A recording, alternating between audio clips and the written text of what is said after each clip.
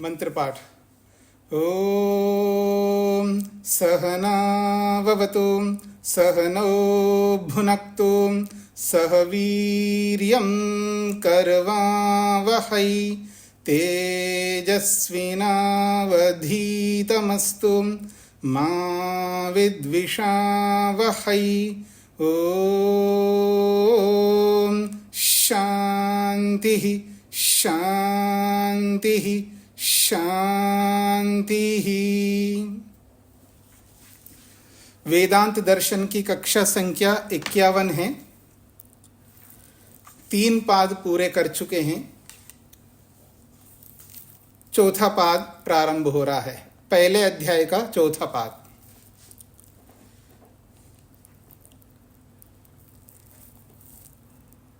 आनुमानिकम अपि एकेषाम् इति चेत् न शरीर रूपक विन्यस्त गृहीतेः दर्शयति च। आनुमानिकम अपि एकेषाम् इति चेत् न शरीर रूपक विन्यस्त गृहीतेः दर्शयति च। आनुमानिकम अपि एकेषाम् इति चेत् अनुमानेन अनुक्रमेण सूक्ष्म सूक्ष्मतर सूक्ष्मतम अनुवृत्त्या स्थूलस्य यत् समवायि कारणं प्रकृत्याख्यम् अव्यक्तं तदपि ब्रह्मवद् एकेषां शाखिनां जगज्जन्मादि कारणम् अभीष्टम् इति चेत् कश्चित् कथयेत् तर्हि न। प्रश्नकर्ता की ओर से एक प्रश्न आया है। प्रश्न ये है, इस जगत का, संसार का, इस सृष्टि का कारण प्रकृति है, सत्वरस्तम है, लेकिन वो उपादान कारण नहीं है, निमित्त कारण है, ऐसा कुछ लोगों का कहना है। अनुमानेन अनुक्रमेण, अनुमान से, अनुक्रमण कहते हैं एक के बाद एक, एक के बाद एक, ऐसा इसको कहते हैं अनुक्रमण। क्या है अनुक्रमण? एक के बाद एक क्या है? सूक्ष्म, कोई वस्तु सूक्ष्म है, सूक्ष्मतर, कोई वस्तु उससे भी सूक्ष्म है, सूक्ष्मतम, और कोई वस्तु उससे भी अत्यधिक सूक्ष्म है। तो सूक्ष्म, सूक्ष्मतर और सूक्ष्मतम। श्रेष्ठ, श्रेष्ठतर और श्रेष्ठतम, डिग्री लगाया है यहां पर। तो अनुक्रमण का अर्थ है इसके बाद ये, इसके बाद ये। तो सूक्ष्म के बाद सूक्ष्मतर है और सूक्ष्मतर के बाद सूक्ष्मतम है। सूक्ष्मतम बोला, उससे सूक्ष्म और कोई हो नहीं सकता। इस अनुवृत्त्या, इस अनुवर्तन से स्थूलस्य यत् समवायि कारणम, स्थूल जगत का या स्थूल पदार्थ का यत् समवायि कारणम, जो समवायि कारण है, वो कौन है? प्रकृत्याख्यम, प्रकृति नामक वस्तु है, और जिसको अव्यक्तम, अव्यक्त शब्द से भी बोला जाता है। स्थूल जगत का समवायी कारण प्रकृति नामक वस्तु है। उस प्रकृति नामक वस्तु को अव्यक्तम, अव्यक्त शब्द से भी बोला जाता है। प्रकृति भी कहो या अव्यक्त भी कहो। तदपि ब्रह्मवद एकेषां शाखिनम जगत जन्मादि कारणम अभिष्टम। तदपि, तदपि ये जो प्रकृति है, ये जो अव्यक्त है, वो भी ब्रह्मवत, ब्रह्म के समान, परमात्मा के समान, एकेषां शाखिनाम, कुछ शाखा को मानने वालों का मंतव्य है क्या? जगत जन्मादि कारणम अभिष्टम। जगत जन्मादि कारणम, जगत को उत्पन्न करना, पालन करना और विनाश करना जैसे ब्रह्म का काम है, ऐसा ही प्रकृति का भी काम है, ऐसा कुछ लोगों का मंतव्य है। इति चेत, ऐसा कोई, कश्चित, कश्चित का मतलब कोई, कश्चित, यदि कोई व्यक्ति संसार का जन्म, पालन और उसका विनाश ब्रह्म के समान ही प्रकृति है, ऐसा कथयेत, कोई कहे। अर्थात प्रकृति भी सृष्टि की उत्पत्ति का, पालन करने का और विनाश करने का कारण है, जैसे ब्रह्म है, परमात्मा है, ऐसा कोई कहे तो कहते हैं ना, नहीं कह सकते। क्यों नहीं कह सकते? शरीर रूपक विन्यस्त गृहीत नहीं तत् समीचीनम, ऐसा उन लोगों का कहना उचित नहीं। ब्रह्म तो है जन्म देने वाला, पालन करने वाला, विनाश करने वाला, पर प्रकृति को भी वैसा ही कारण मानो तो फिर परमात्मा किस बात का है? जैसे बहुत सारे लोग पौराणिक जगत में ये मानते हैं ना कि परमात्मा सब कुछ है। जब परमात्मा सब कुछ है तो दूसरे परमात्मा, तीसरे परमात्मा, चौथे परमात्मा की क्या आवश्यकता है जी? जब एक ही परमात्मा सब कुछ कर सकता है तो दूसरे परमात्मा की क्या आवश्यकता है? एक भगवान सब कुछ कर सकता है तो आज तो पता नहीं हजारों भगवान हो गए।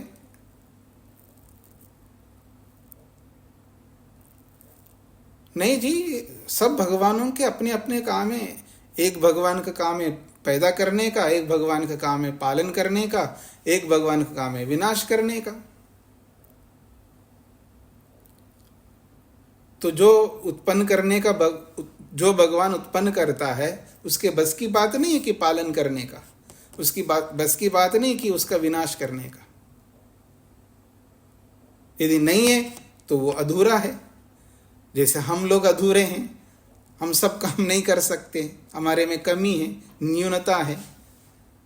परमात्मा में भी कमी है क्या? यदि कमी नहीं है तो फिर एक ही कर सकता है ना सब काम, फिर दूसरे तीसरे सैकड़ों हजारों भगवानों की क्या आवश्यकता है? यदि प्रकृति भी जन्म देना अर्थात सृष्टि को उत्पन्न करना, इसका पालन करना और इसका विनाश करना अगर प्रकृति भी कर सकती है तो फिर भगवान की क्या आवश्यकता है? ब्रह्म की आवश्यकता क्या है? अथवा ब्रह्म ही ये सब करता है तो फिर प्रकृति इन सब कार्यों को क्यों करेगी? इसलिए कहा जा रहा है नहीं तत्समीचीनम, ये उचित नहीं है। कुतः, क्यों उचित नहीं है? तस्य प्रकृत्याख्यस्य अव्यक्तस्य यत् जगत् प्रति कारणत्वं निर्दिष्टं तच्छरीर रूपक विन्यस्तस्य शरीरमिव रूपक अलंकारस्य गृहीते ग्रहणादेव अस्ति न अन्यथा।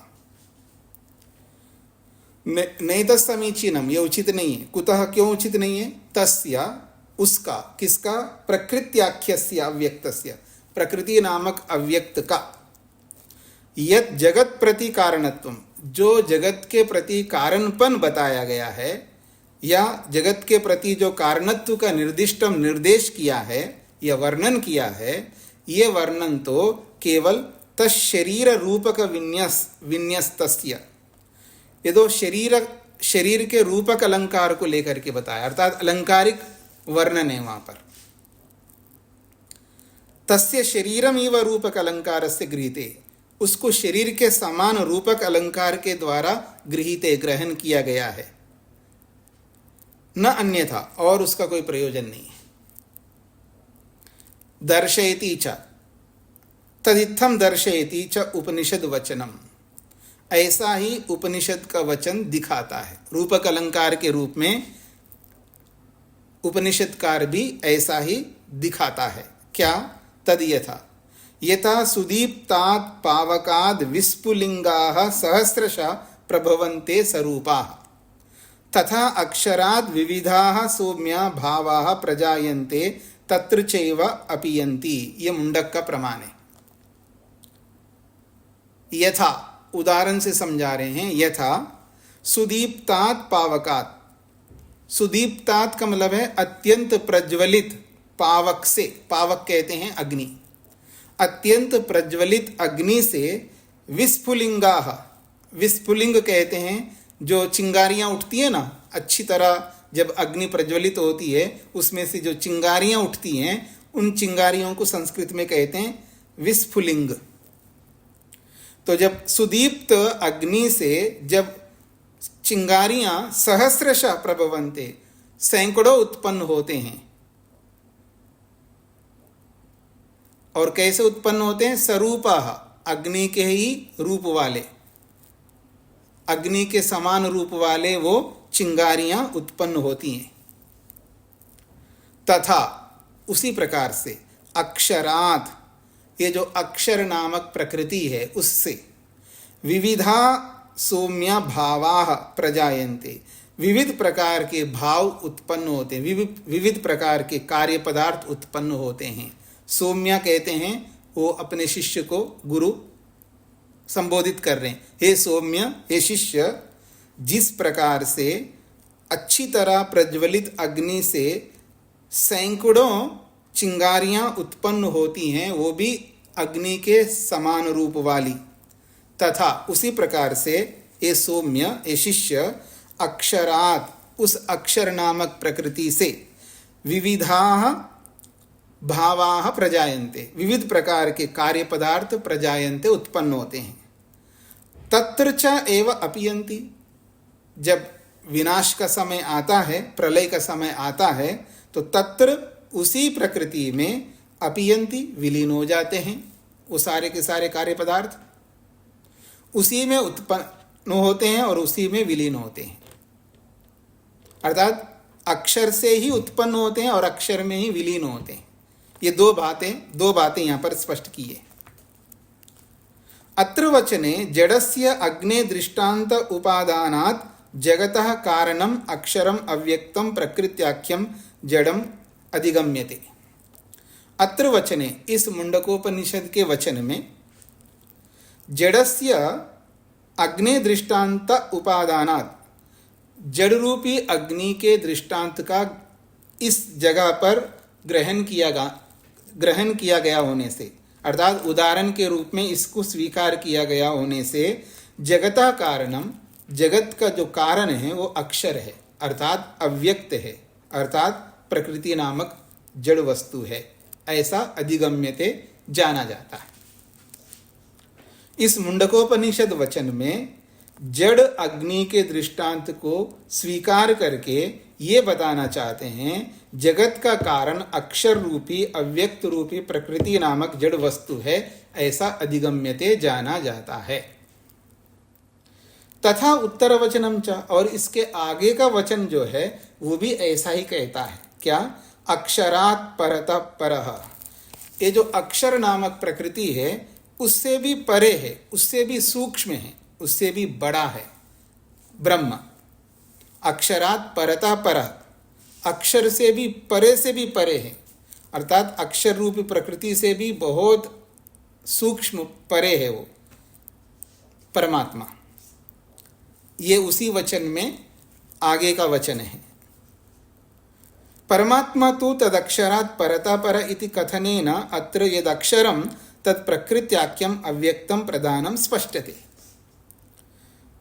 परमात्मा तो यहाँ इस मुंडकोपनिषद वचन में परमात्मा तद अक्षरात्, उस प्रकृति रूपी अक्षर से, परता परा, परे से भी परे हैं, इति कथनेन, ऐसा वर्णन करने से, अत्र इस उपनिषद के वचन में यद अक्षरम, जिस अक्षर को लेकर के कहा है, तत्प्रकृत्याख्यम, वो प्रकृति नामक अव्यक्तम, अव्यक्त है, प्रधान है, ऐसा स्पष्ट प्रतीत होता है।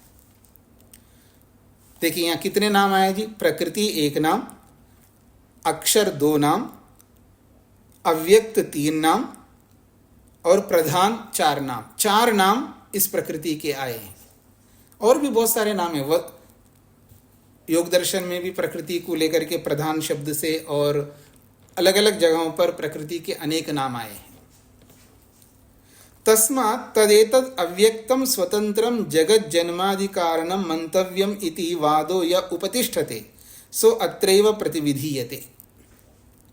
तो कहते हैं तस्मात्, इन सारी बातों से ये पता लगता है, तस्मात् इसीलिए, तदेतद् अव्यक्तम, ये जो अव्यक्त रूपी प्रकृति है, स्वतंत्रम, स्वतंत्र रूप से, बिना किसी के सहयोग के, जगत जन्मादि कारणम, संसार को उत्पन्न करने और विनाश करने का कारण के रूप में मंतव्यम, मानने का जो वाद, जो सिद्धांत यह उपतिष्ठते, जो उपस्थित किया जाता है, सो अत्रैव प्रतिविधीयते, उसका यहीं पर खंडन किया गया है।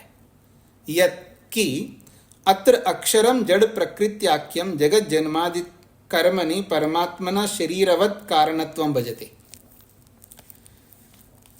कहते हैं अत्र अक्षरम जड़म प्रकृत्याख्यम, यहाँ जो अक्षर रूपी जड़ प्रकृति नामक जो वस्तु है, जगत जन्मादि कर्मणि, जगत को उत्पन्न करने और उसका पालन करने, विनाश करने रूपी जो कर्म है, उस कर्म के संदर्भ में परमात्मना, परमात्मा के शरीरवत, परमात्मा के वो शरीर के समान कारणत्वम भजते, वो कारण के रूप में यहाँ पर प्रस्तुत किया है।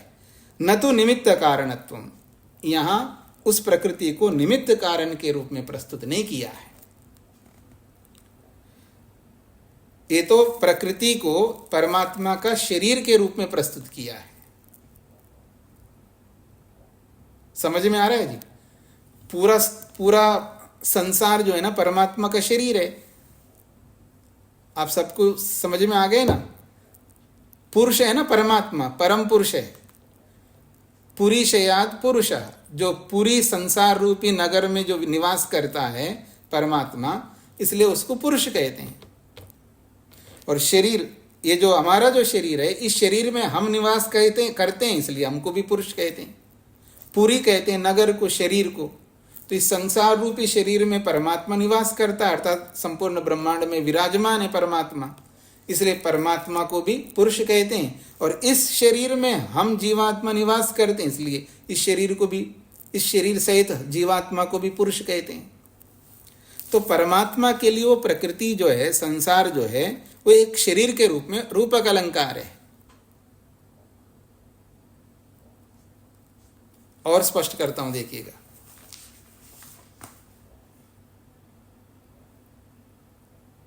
जीवात्मा इस शरीर में रहता है। कर्म कौन करता है जी? शरीर करता है, वाणी करती है, मन करता है। लेकिन कहा किसको जाता है? जीवात्मा को कहा जाता है। सांख्य दर्शन में पढ़ा है ना आपने, अहंकार करता ना आत्मा। अहंकार कर्म करने वाला, अर्थात सूक्ष्म शरीर कर्म करने वाला है। जीवात्मा थोड़ा कर्म करता है, वो तो कर्म करने के लिए निर्देश करता है, वो प्रेरणा देता है, तब शरीर कर्म करता है। लेकिन कहा जाता है आत्मा को, क्योंकि उसका फल का भोग परमात्मा, जीवात्मा करता है ना। सुख दुख रूपी भोग को अनुभव करने वाला जीवात्मा है, क्योंकि शरीर में रहता है, इसलिए वो अनुभव करता है। तो जैसे शरीर में रह करके जीवात्मा कर्म करता है, ऐसा बोला जाता है, ऐसे ही परमात्मा भी इस पूरे संसार में रहता है, इसलिए वो उसका शरीर है। तो प्रकृति को परमात्मा के शरीर के रूप में प्रस्तुत किया है। इसलिए प्रकृति जो है उत्पन्न करती है, ऐसा बोला जाता है। ये तो रूपक अलंकार है, साहित्यिक भाषा कहते हैं। अलंकार का मतलब है यह साहित्यिक भाषा है। रामायण के प्रसंग में आता है ना कि श्री रामचंद्र रोते हुए, बिलखते हुए पहाड़ों से, पेड़ों से सीता के बारे में पूछ रहे हैं कि आपने देखा है क्या। अब वो जड़ वस्तु है, वो क्या बताएंगी। ये तो अलंकारिक वर्णन है। तो ऐसे यहाँ पर प्रकृति संसार को बनाती है, ये रूपक अलंकार है। बनाता तो परमात्मा है, क्योंकि प्रकृति को ईश्वर के शरीर के रूप में प्रस्तुत किया गया है मुंडकोपनिषदकार ने, ये यहां पर बताया गया है। तो आइए, अत्र अक्षरम जड़म प्रकृत्याख्यम जगत जन्मादि कर्मणि परमात्मना शरीरवत् कारणत्वं भजते, न तो निमित्त कारणत्वं। यहाँ अक्षर रूपी जड़ प्रकृति नामक अव्यक्त प्रकृति जगत के जन्मादि कर्म में परमात्मना शरीरवत्, परमात्मा के शरीर के समान मान करके उसको कारण के रूप में भजते, प्रस्तुत किया गया है। न तो निमित्त कारणत्व, वो प्रकृति कोई निमित्त कारण नहीं है। तद रूपक अलंकारेण ही मंतव्यम, ये तो रूपक अलंकार के माध्यम से ही मानना चाहिए। तथैव ही तशास्त्रम पूर्वम दर्शयति च, और ऐसा ही शास्त्र पहले भी दिखाता है। तथैव ही, ऐसा ही तत्शास्त्रम, वही शास्त्र पूर्वम दर्शयति, इस प्रसंग से पहले के प्रसंग में बताया है। अर्थात ये पहला मुंडक है, इससे पहले अक्षरात् परः और ये सुदीप्तात् पावकात् विस्फुलिंगाः सहस्रशः प्रभवन्ते स्वरूपा, ये दूसरा मुंडक है। और इससे पहले वाला मुंडक है, प्रथम मुंडक में स्वयं शास्त्रकार बता रहे हैं। क्या बता रहे देखिएगा। यथा ऊर्णनाभिः सृजते गृह्णते च, यथा ऊर्णनाभि, ऊर्णनाभि कहते मकड़ी को, सृजते गृह्णते च, वो जाल बनाता है या बनाती है मकड़ी और वापस अपने अंदर ले लेती है। यथा ऊर्णनाभि, जिस प्रकार से मकड़ी सृजते, जाल को बनाती है, और गृह्णते च, फिर उसी जाल को अपने अंदर समेट भी लेती है, तथा उसी प्रकार से अक्षरात् संभवती यह विश्वम, जैसे मकड़ी से जाल उत्पन्न होता है और मकड़ी में ही वो समेटा जाता है, या मकड़ी अपने अंदर ले लेती है उसको, जाल को, तथा उसी प्रकार से अक्षरात्, इस पृथ्वी प्रकृति रूपी अक्षर से संभवती यह विश्वम, ये सारा का ये सारा का सारा विश्व संभवती उत्पन्न होता है उसी अक्षर रूपी प्रकृति से। यथा तंतुकीटस्य शरीरम जालस्य जन्मादि कारणम, जैसे तंतुकीटस्य, तंतुकीट कहते हैं जाल को बनाने वाला कीड़ा, अर्थात मकड़ी। तंतुकीट का मतलब है मकड़ी यहाँ पर। जैसे तंतुकीटस्य शरीरम, मकड़ी का जो शरीर है, जालस्य जन्मादि कारणम, जाल का जन्म देना, अर्थात उस जाल को उत्पन्न करने का कारण है वो कीड़ा, और उसको समेटना, उसको अपने अंदर ले लेना, उसका भी कारण है। तथैव प्रकृत्याख्यम प्रधानम यद अक्षर नामना उक्तम, ये जो प्रकृति नामक प्रधान है, जो कि अक्षर नाम से जिसको बताया गया है, तदपि परमात्मना शरीर स्थानम, और वो प्रकृति भी परमात्मा के शरीर का स्थान लिया हुआ है। और परमात्मा का शरीर का स्थान लेकर के जगत जन्मादि कारणम मंतव्यम, जगत को उत्पन्न करने का और उसको समेटने का कारण मानना चाहिए, न स्वतंत्रम, स्वतंत्र रूप से नहीं। यदि मकड़ी में जीव ना हो तो मकड़ी जाल नहीं बना सकती है और ना अपने अंदर समेट सकती है। मकड़ी के अंदर आत्मा है, तभी वो मकड़ी जो है अपने शरीर से जाल बनाती है और वापस अपने अंदर समेटती है। ठीक इसी प्रकार से ये जो प्रकृति है, ये परमात्मा के शरीर के समान है। तो परमात्मा अपने शरीर रूपी प्रकृति से जगत को उत्पन्न करता है और प्रकृति में ही उसको विलीन करता है। तो इसको सीधा सीधा ये भी बोल सकते हैं कि प्रकृति संसार को उत्पन्न करती है और अपने अंदर प्रलय कर लेती है, समेट लेती है। ऐसा बोलना कोई गलत नहीं है, ये अलंकारिक वर्णन है, ये कहना चाहते हैं। निमित्त कारणम तो तदेव ब्रह्म इति सिद्धम, परंतु निमित्त कारण तो वही ब्रह्म है और कोई दूसरा नहीं हो सकता। न जीव हो सकता है और न ही प्रकृति हो सकती है। कुछ लोगों का कहना यह है कि प्रकृति जो है जगत को उत्पन्न करने का निमित्त कारण है, प्रलय करने का निमित्त कारण है, ऐसा वो मानती है। इस बात को लेकर के यहां पर बोला गया है। हाँ जी, पहले सूत्रार्थ लिखवा देता हूं, फिर आपके प्रश्न पर आता हूं। सूत्रार्थ, जैसे अनुमान से पता लगता है कि, जैसे अनुमान से पता लगता है कि,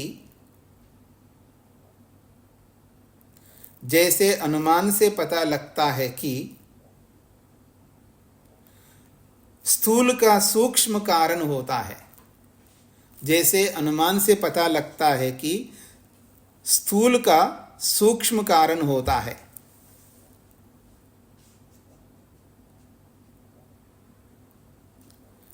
स्थूल का सूक्ष्म कारण होता है, वैसे ही स्थूल जगत का कारण, वैसे ही स्थूल जगत का कारण, वैसे ही स्थूल जगत का कारण अर्थात निमित्त कारण अव्यक्त प्रकृति है। वैसे ही स्थूल जगत का कारण अर्थात निमित्त कारण अव्यक्त प्रकृति है। वैसे ही स्थूल जगत का कारण अर्थात निमित्त कारण अव्यक्त प्रकृति है। ऐसा कोई कहे तो, ऐसा कोई कहे तो, ऐसा कोई कहे तो नहीं कह सकते, ऐसा कोई कहे तो नहीं कह सकते,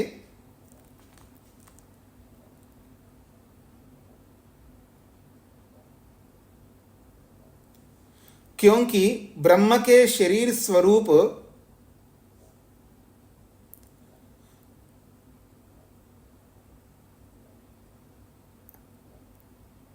क्योंकि ब्रह्म के शरीर स्वरूप प्रकृति का, क्योंकि ब्रह्म के शरीर स्वरूप प्रकृति का, क्योंकि ब्रह्म के शरीर स्वरूप प्रकृति का अलंकार से कथन किया गया है, क्योंकि ब्रह्म के शरीर स्वरूप प्रकृति का अलंकार से कथन किया गया है।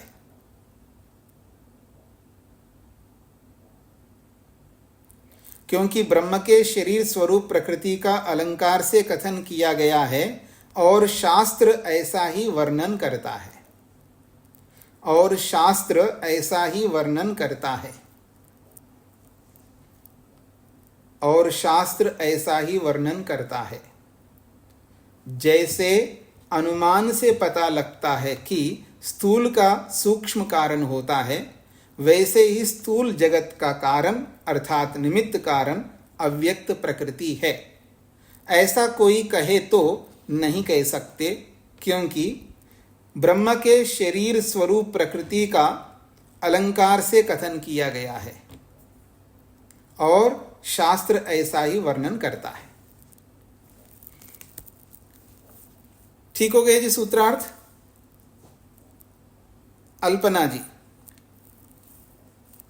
नमस्ते स्वामी जी। जी हाँ जी स्वामी जी, वो शब्द की दृष्टि से पूछना था अर्थ जी। जो ये न एतत् समीचीनम, यहाँ पर आगे जाकर के कुतः तस्य प्रकृति आख्यस्य अव्यक्तस्य या जगत्पति कारणत्वं निर्दिष्टम, ये यहाँ तक तो शरीरम एव रूपक अलंकारस्य गृहीते, ये ग्रहणाद एव अस्ति न अन्यथा, ये नहीं समझ में आया कैसे लगेगा सब। जी जी, तो ये कह रहे हैं नहीं तो समीचीनम, ये बात उचित नहीं है। कुतः क्यों उचित नहीं है? क्योंकि तस्य प्रकृत्याख्यस्य अव्यक्तस्य, उस प्रकृति नामक अव्यक्त का जो जगत प्रति कारणत्व निर्दिष्टम, जो जगत के प्रति कारण के रूप में निर्देश किया गया है, तत्शरीर रूपक विन्यस्तस्य, वो शरीर के रूपक अलंकार से प्रस्तुत किया गया है। उसी को खोला है शरीरम इव रूपक अलंकारस्य, परमात्मा के शरीर के समान रूपक अलंकार से गृहीते, उसी गृहीते को खोला है ग्रहणात्, परमात्मा के शरीर रूपी अलंकार से ग्रहण किया गया होने से, अर्थात प्रकृति को रूपक अलंकार से परमात्मा का शरीर मान करके ग्रहण किया है। तो शरीर बनाती है, अगर ऐसा नहीं, प्रकृति बनाती है जब ऐसा कहा जाता है तो वो रूपक अलंकार है। प्रकृति नहीं बनाती है, क्योंकि वो प्रकृति परमात्मा का शरीर है। तो तास्त्योपाधि कहते हैं इसको। तास्त्योपाधि का मतलब है उसके साथ जुड़ने के कारण से वो बनाती है, ऐसा बोला जाता है। जैसे भारत का राजा लड़ रहा है, राजा थोड़ा लड़ रहा है, राजा के सैनिक लड़ रहा है, लेकिन राजा सैनिक के साथ जुड़ा हुआ है इसलिए राजा लड़ रहा है कहा जाता है। तो ऐसे ही प्रकृति जगत को बना रही इसलिए बोला जा रहा है क्योंकि प्रकृति जो है परमात्मा का शरीर बना हुआ है। इसलिए प्रकृति बनाती है बोला गया। वास्तव में प्रकृति नहीं बनाती है, परमात्मा बनाता है, ये इसका तात्पर्य है। तो रूपक अलंकार का मतलब ये है। क्लियर है? हाँ जी, समझ। हाँ जी, आगे बढ़ता हूं जी मैं। इसी बात को आगे स्पष्ट किया जा रहा है दूसरे सूत्र में। सूक्ष्मम तु तद अर्हत्वात्, सूक्ष्मम तु तत् अर्हत्वात् तत्र शरीर रूपक अलंकारे तंतु कीटस्य शरीरम स्थूलम।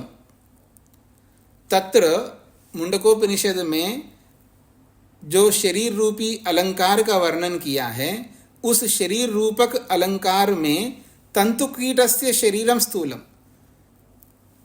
तंतु कीटस्य का मतलब मकड़ी का जो शरीर है वो स्थूल है। अथच अस्मदादीनामपि शरीरम स्थूलम कार्यम, और हम सबका शरीर भी, अस्मदादीनाम मतलब अस्मद का मतलब हमारा, और आदि से पशु पक्षी आदि समस्त प्राणी का शरीर भी स्थूल होता है और वो कार्य होता है। उत्पत्ति मच्छ भवति, और उत्पन्न होने वाला होता है। पुनः कथम प्रकृत्याख्यम प्रदानम परमात्मना शरीर रूपम सत् सूक्ष्मम अव्यक्तम भवेद इति अत्र उच्यते। प्रश्नकर्ता का यह प्रश्न है, आपने प्रकृति को ईश्वर का शरीर बताया है। प्रश्नकर्ता का प्रश्न है, शरीर तो स्थूल होता है, जैसे हमारा शरीर स्थूल है और पशु पक्षी आदि सबके शरीर स्थूल होते हैं, और मकड़ी का शरीर भी स्थूल है। स्थूल शरीर को लेकर के तो आपने उदाहरण दिया है, और जब साध्य पे आते हैं तो वो शरीर तो है ही नहीं, वो तो सूक्ष्म तत्व है, उसको कैसे शरीर बता रहे हो आप? यह प्रश्नकर्ता का वास्तविक प्रश्न है। तत्र शरीर रूपक अलंकारे, जो शरीर रूपी अलंकार आपने प्रस्तुत किया है, उस शरीर रूपी अलंकार में तंतु कीटस्य शरीरम स्थूलम, मकड़ी का शरीर तो स्थूल है। अथचा, और अस्मदादीनामपि शरीरम स्थूलम कार्यम उत्पत्ति मच्छ भवति, और अस्मदादीनाम अपि, हम जैसे लोगों का और पशु पक्षी आदि शरीरों का शरीर भी देखेंगे, वो भी शरीर स्थूल होता है और कार्य होता है, उत्पन्न हुआ होता है। उत्पत्ति मच्छ भवति, उत्पन्न होने वाला होता है। पुनः फिर आपने कथम प्रकृत्याख्यम प्रदानम, प्रकृति नामक प्रदान को परमात्मा का शरीर बताया आपने, और परमात्मा का शरीर होता हुआ भी वो सूक्ष्म कैसे हो सकता है, और वो अव्यक्त है, ये कैसे हो सकता है? आपने उदाहरण तो स्थूल शरीर का दिया है, और जब साध्य में जाते हैं तो वो तो सूक्ष्म तत्व है, वो शरीर कैसे हो सकता परमात्मा का? ये प्रश्नकर्ता का प्रश्न है। अत्र उच्यते, इसका समाधान किया जा रहा है। तत्तु खलु सूक्ष्म ही भवति, वो प्रकृति तो सूक्ष्म ही होगा। कुतः, क्यों सूक्ष्म होगा? अर्हत्वात्, तस्य सूक्ष्म योग्यत्वात्, उसका सूक्ष्म होने की ही योग्यता है, अर्थात सूक्ष्म होते हुए भी शरीर बनने की योग्यता उस प्रकृति में है। तस्य सूक्ष्म योग्यत्वात्, उस प्रकृति का सूक्ष्म होकर के भी उसके अंदर शरीर बनने की योग्यता होने से। तत्सूक्ष्मम सदपि, उसी को खोला जा रहा है, तत्सूक्ष्मम सदपि, वो प्रकृति सूक्ष्म होता हुआ भी परमात्मना शरीरम भवति, परमात्मा का शरीर बनता है। यथा च, जैसे कि हम उदाहरण दे रहे हैं, यथा च आकाश सूक्ष्म सन अपि परमात्मना शरीरम भवति, जैसे आकाश सूक्ष्म होता हुआ भी परमात्मा का शरीर होता है। जब आकाश सूक्ष्म होकर के भी परमात्मा का शरीर हो सकता है, तो प्रकृति सूक्ष्म होकर के भी परमात्मा का शरीर क्यों नहीं बन सकता? उदाहरण दे रहे हैं, यह आकाशे तिष्ठन आकाशादंतरो यम आकाशो न वेद यस्य आकाश शरीरम। बृहदारण्यक उपनिषद में एक बहुत लंबा प्रसंग आपने पढ़ा था, और इस वेदांत दर्शन में भी अंतरा शब्द परमात्मा का नाम है। उस प्रसंग में भी अनेक उदाहरण दिए इसी तरह के। याद आ रहा है आप लोगों को पहले अध्याय में, पहले पाद में? हाँ जी, परमात्मा का एक नाम अंतरा शब्द भी है ना। उस प्रसंग में भी ये बात कही है। जैसे यह आकाशे तिष्ठन, जो आकाश में रहता हुआ, जो का मतलब परमात्मा, यह जो परमात्मा आकाशे तिष्ठन, आकाश में रहता हुआ, आकाशाद अंतरा, आकाश से बिल्कुल अलग है, और यम आकाशो न वेदा, उसके अंदर रहता है लेकिन वो आकाश उस परमात्मा को नहीं जान सकता। यस्य आकाश शरीरम, और जिस परमात्मा का आकाश शरीर बना हुआ है। तो प्रमाण कह रहे हैं ना, सूक्ष्म वस्तु भी शरीर होता है। इत्थम, इस प्रकार से, प्रकृत्याख्यम प्रधानमपि सूक्ष्मं सत् परमात्मना शरीरम अभिसंपद्यते। इत्थम, इस प्रकार से, प्रकृति नामक प्रधान भी सूक्ष्मं सत्, सूक्ष्म होता हुआ भी, परमात्मनः, परमात्मा का शरीरम, परमात्मा का शरीर अभिसंपद्यते, बन सकता है। इसमें कोई हानि नहीं है। जगतो अन्वयित्वेन अंतिमं समवायि कारणं च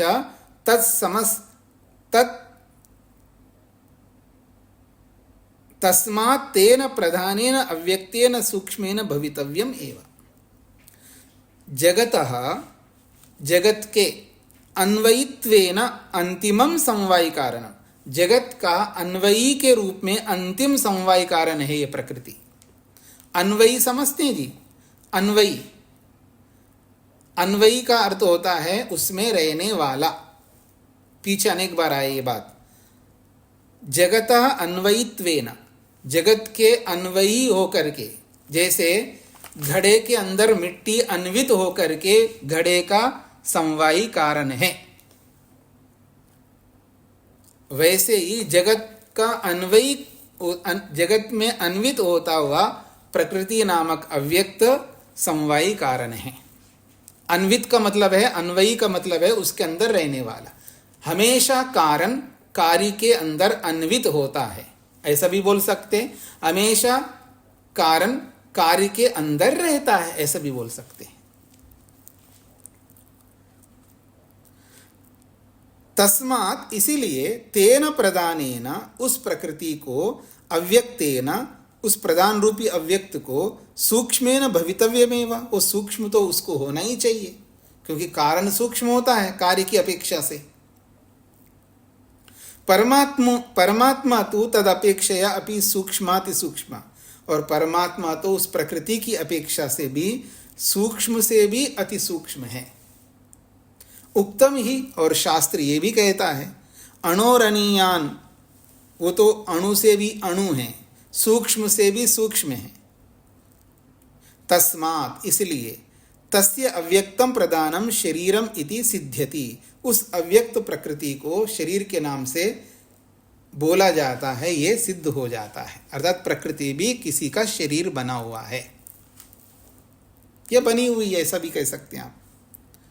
तस्मात् अव्यक्तम प्रधानम शरीरम इति सिद्ध्यति, इसलिए अव्यक्त रूपी जो प्रधान है वो परमात्मा का शरीर बना हुआ है, ये सिद्ध हो जाता है। सूत्रार्थ,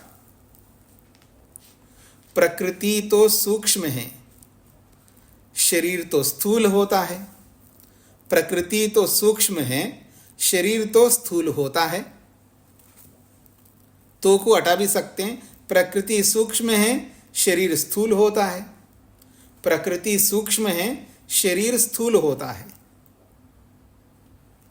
सूक्ष्म प्रकृति ब्रह्म का शरीर कैसे हो सकती है? सूक्ष्म प्रकृति ब्रह्म का शरीर कैसे हो सकती है?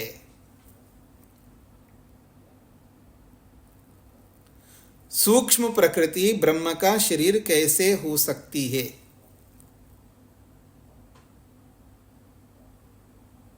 यह प्रश्नकर्ता का प्रश्न है। प्रकृति सूक्ष्म है, शरीर स्थूल होता है।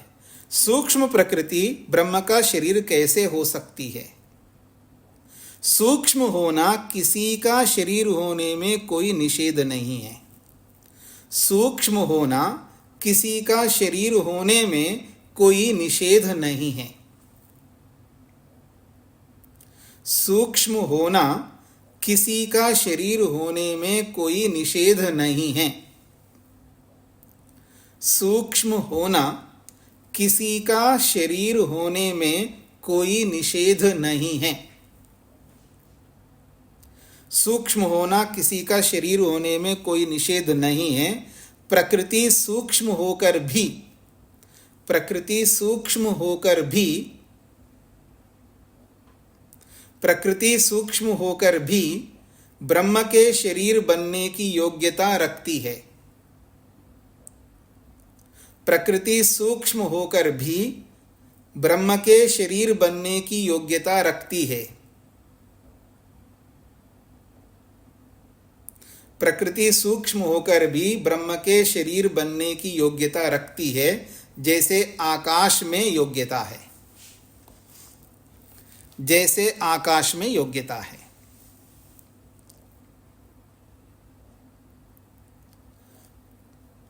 प्रारंभ से प्रकृति सूक्ष्म है, शरीर स्थूल होता है। सूक्ष्म प्रकृति ब्रह्म का शरीर कैसे हो सकती है? सूक्ष्म होना किसी का शरीर होने में कोई निषेध नहीं है। प्रकृति सूक्ष्म होकर भी ब्रह्म के शरीर बनने की योग्यता रखती है, जैसे आकाश में योग्यता है। स्पष्ट हो गए जी सूत्रार्थ? तीसरा सूत्र, तद अधीनत्वाद अर्थवत। तद अधीनत्वाद अर्थवत। परमात्मा अधीनत्वाद। तद का मतलब है यहाँ परमात्मा। तद अधीनत्वाद करते हैं परमात्मा अधीनत्वाद, परमात्मा के अधीन होने से। प्रकृत्याख्यम प्रधानम अर्थवत। प्रकृति नामक जो प्रधान है वो अर्थवत है, अर्थात सार्थकम, वो सार्थक है। जगत जन्मादि कारणम भवति। जगत जन्मादि का कारण होता है, न अन्यथा, इसके अतिरिक्त नहीं। अर्थात परमात्मा के अधीन होकर के ही प्रकृति रूपी प्रधान प्रयोजन वाला बनता है, सार्थक बनता है। क्या है उसकी सार्थकता? जगत जन्मादि कारणम, जगत को उत्पन्न करना और विलीन करना, यही उसकी सार्थकता है, न अन्यथा, बिना परमात्मा के नहीं। क्यों? तस्य जड़त्वात्, क्योंकि वो जड़ है, इस कारण से। यद यद जड़म तत्तत् पराधीनम भवति, ये एक व्यापक सिद्धांत है। यत यत जड़म तत्तत् पराधीनम भवति। जो जो वस्तु जड़ होती है वह वह जड़ वस्तु पराधीन होती है। ये सिद्धांत आपको समझ में आ रहा है जी?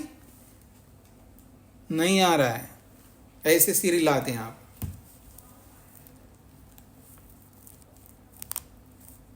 युधिष्ठिर बनो, युधिष्ठिर। जो जो वस्तु जड़ होती है वह वह वस्तु पराधीन होती है। तो आपका मन जड़ वस्तु है, और लेकिन आप मानते क्या है? पराधीन नहीं मानते उसको। क्या करूं साहब, मेरा मन मानता ही नहीं है। क्यों? आप इस सिद्धांत को मन में नहीं बिठा रखे हैं। इस सिद्धांत को मन में बिठाइए। अगर ये सिद्धांत आप मन में बिठाएंगे ना, तो फिर आप ये नहीं बोल सकते मन नहीं मानता, मेरा मन नहीं करता, मैं तो चाहता हूं शिविर में जाऊं लेकिन मन नहीं मान रहा है।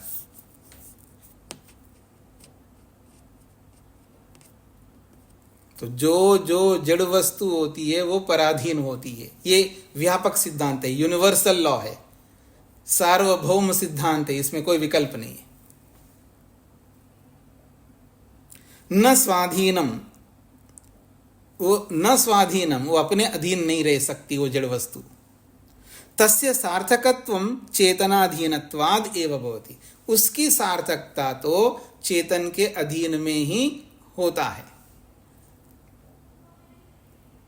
यथा, अब उदाहरण से समझा रहे हैं। यथा मृत्तिकायाः घटादि रूपांतर परिमाणेन घटादिक उत्पादनम कुंभकार अधीनम भवति।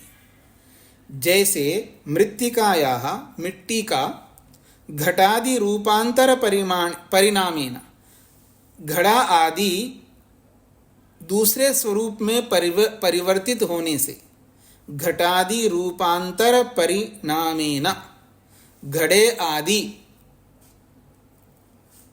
पदार्थों के रूप में परिवर्तित होने से घटादि का उत्पादनम, घड़े आदि मिट्टी के पदार्थों का उत्पन्न करना, कुंभकार अधीनम, कुम्हार का अधीन है या कुम्हार के अधीन है।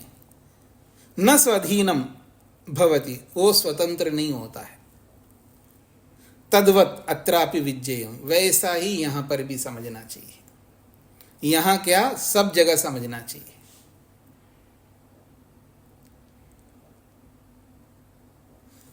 स्थूल पदार्थों में तो आपके पास में कोई चारा नहीं है, वह मान लेते हैं।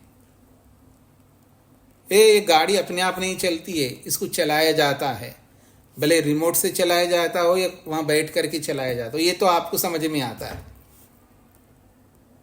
क्योंकि वो स्थूल है, दिखाई देता है। वो भी जड़ वस्तु हैं, लेकिन जो सूक्ष्म जड़ वस्तु हैं वो आपको दिखाई नहीं देते हैं, इसलिए आप उसको मानते नहीं हैं।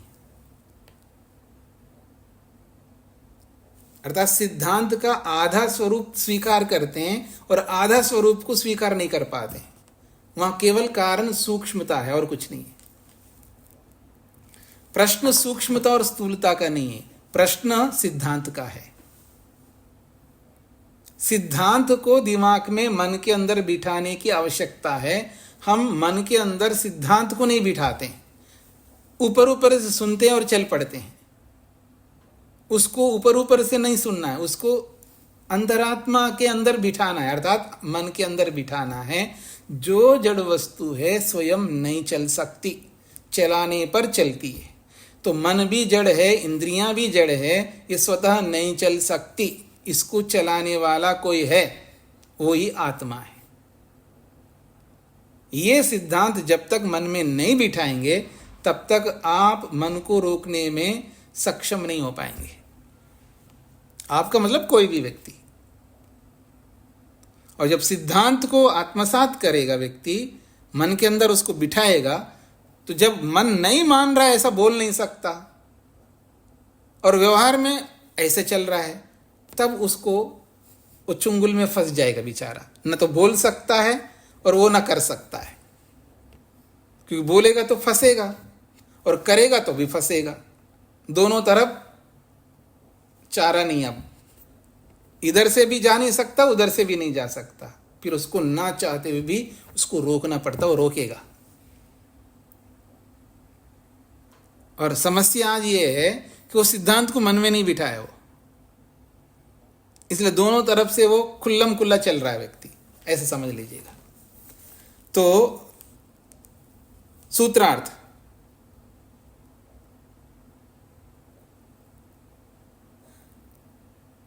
जड़ होने से प्रकृति स्वतंत्र रूप से आत्मा के, जड़ होने से प्रकृति स्वतंत्र रूप से, जड़ होने से प्रकृति स्वतंत्र रूप से,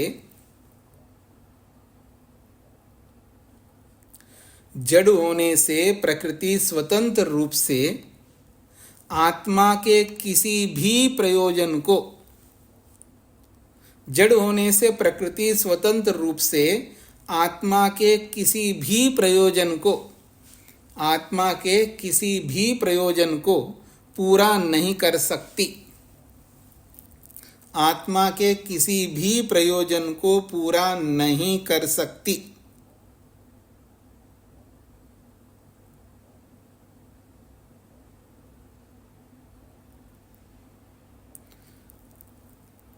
आत्मा के किसी भी प्रयोजन को पूरा नहीं कर सकती। इसलिए ब्रह्म के अधीन होकर ही, इसलिए ब्रह्म के अधीन होकर ही, इसलिए ब्रह्म के अधीन होकर ही प्रयोजन वाली बनती है। इसलिए ब्रह्म के अधीन होकर ही प्रयोजन वाली बनती है।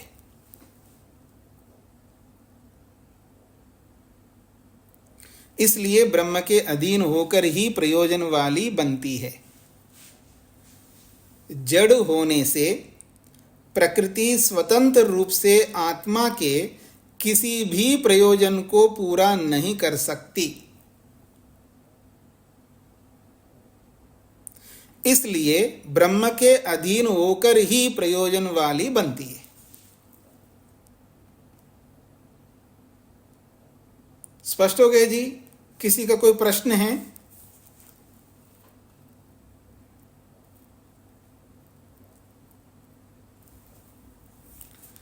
ज्ञेयत्व अवचनाच्च अगला सूत्र है। ज्ञेयत्व अवचनाच्च,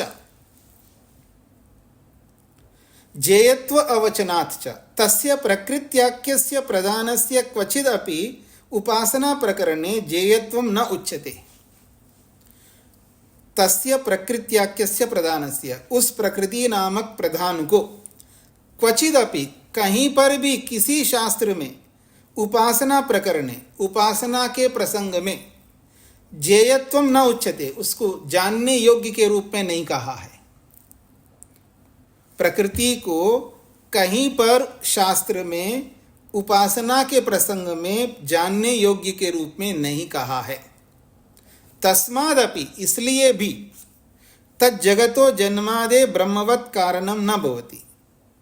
तस्मादपि, इसलिए जगत को उत्पन्न करने और विनाश करने के लिए ब्रह्म के समान निमित्त कारण नहीं हो सकती। ज्ञेयत्वं तु सर्वत्र एव अध्यात्म ग्रंथे परमात्मना एव वर्णितम। ज्ञेय के रूप में, जानने योग्य के रूप में सभी शास्त्रों में, विशेषकर उपनिषदों में परमात्मा को ही लेकर के वर्णन किया है। तद यथा, जैसा कि, स आत्मा स विज्ञेय, वो आत्मा है, उसको जानना चाहिए।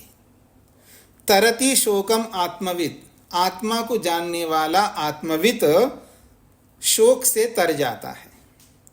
वेदाहमेतम पुरुषम महांतम, मैं उस पुरुष महान परमात्मा को जानता हूँ। ब्रह्मविद आपनोति परम, ब्रह्म को जानने वाला परम पद को प्राप्त कर लेता है। तद विजिज्ञासस्व तद ब्रह्म, उसको जानना चाहिए क्योंकि वो ब्रह्म है। तस्मात् जगतो जन्मादि कारणम ब्रह्म एव ज्ञेयं वर्ण्यते। तस्मात्, इसलिए जगत को उत्पन्न करना और विनाश करने के रूप में ब्रह्म को ही कारण माना है और ब्रह्म को ही जानने योग्य के रूप में वर्णन किया है। प्रकृति को कहीं पर भी उपासना के प्रसंग में जानने योग्य के रूप में नहीं कहा है। इससे भी पता लगता है कि जगत जन्मादि का कारण, निमित्त कारण परमात्मा ही है, ब्रह्म ही है, प्रकृति नहीं है। ये इसका तात्पर्य है। सूत्रार्थ, प्रकृति को जानने योग्य के रूप में, प्रकृति को जानने योग्य के रूप में, प्रकृति को जानने योग्य के रूप में, आप ये भी लिख सकते प्रारंभ में, उपासना के प्रसंग में, उपासना के प्रसंग में प्रकृति को जानने योग्य के रूप में, उपासना के प्रसंग में प्रकृति को जानने योग्य के रूप में शास्त्रों में वर्णन न किया गया होने से, शास्त्रों में वर्णन न किया गया होने से, शास्त्रों में वर्णन न किया गया होने से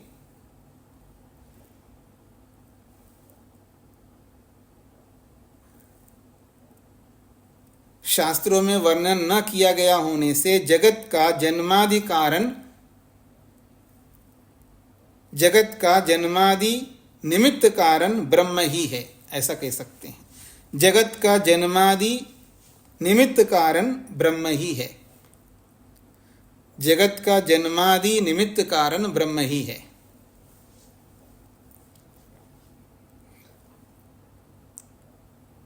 उपासना के प्रसंग में प्रकृति को जानने योग्य के रूप में शास्त्रों में वर्णन न किया गया होने से जगत का जन्म आदि निमित्त कारण ब्रह्म ही है।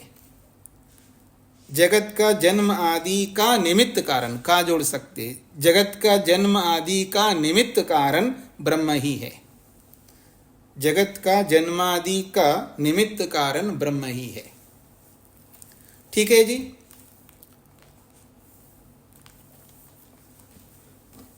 ओम शांति शांति शांति।